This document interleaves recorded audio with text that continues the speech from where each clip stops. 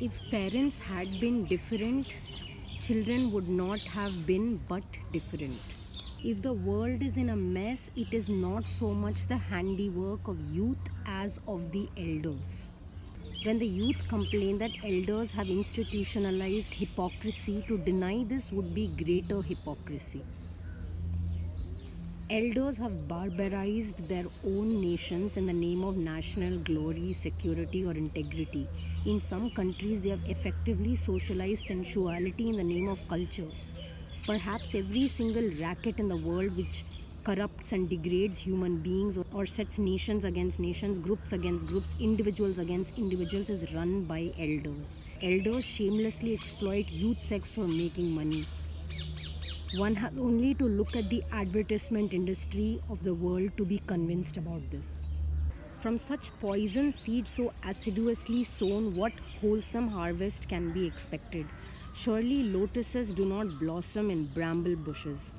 This, however, is not to say that there have not been elders who have striven to give through their way of thinking and living an upward moving shape to things. The effectiveness of their work has not always been particularly obvious because greater number of people were always going the opposite. Oh, beautiful. If the elders are worried about the conduct of the youth, it is not always because the youngsters are apt to talk fantastic nonsense, but sometimes perhaps because they are apt to talk sense and tell the truth. Youngsters have not to invent lies to shame the elders.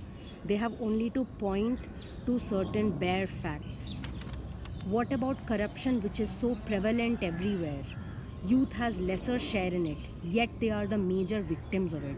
Again, the elders are responsible for adulterating much of the food on which the young are nourished. As the Upanishad teaches by implication, impure foods tend to wrongly affect the mind. Have the young no right to protest against this? Are they not entitled to clean food? If the educational system is such that the educated find no opening in life for self-actualization, if the draft laws are such that one is forced to go and kill innocent people of another country against whom one feels no enmity, then is it sanity to expect the youth not to protest?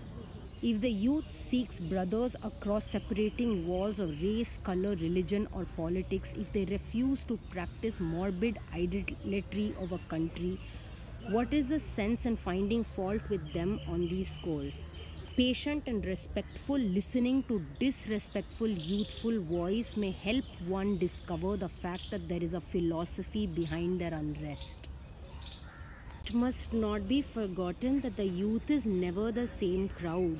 It is always changing like a flowing river of power. Those who were to the fore in the youth movements of yesterday may well be the backward-looking, tired and retired people of today sitting on rocking chairs and criticizing the excess of modern youth. There are no two sharply divided camps of the elders and the youth. There is no question of youth actually facing the rest of the world. Together they make the world, and in this togetherness they are of course group encounters.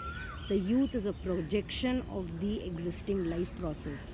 What turns around on elders as a baffling force originates from the central life pool of which the elders make the senior part and the youth the junior part. In a sense, they complement each other. समझ जाएं इस जन्म में तो बहुत ही बढ़िया होगा.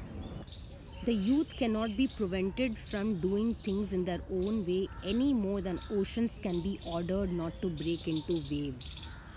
Yet, through these waves, it is not impossible to pilot the ship of life dexterously. What the elders, if there is any such separate group, can do is to rid the world in their own locus of being and influence of oppression, injustice and exploitation. When they have done this, they can face the youth and say everything they have to say without suppressed anger. And they can also openly invite the youth to take part in life's serious business. Let the youth be trusted and they will be trustworthy. Let them be given responsibility and they will be responsible. Let them be loved and they will be loving. And let there be no shopkeeping when one faces one's newer self in the youth of the world. With power generated without and wisdom generated within themselves, the youth can transform the world. Yet we get thrown out from our homes. So fighting fathers or sons are surely fighting themselves, which is an act of insanity. Are you courageous enough to stand alone with your creed against the whole world?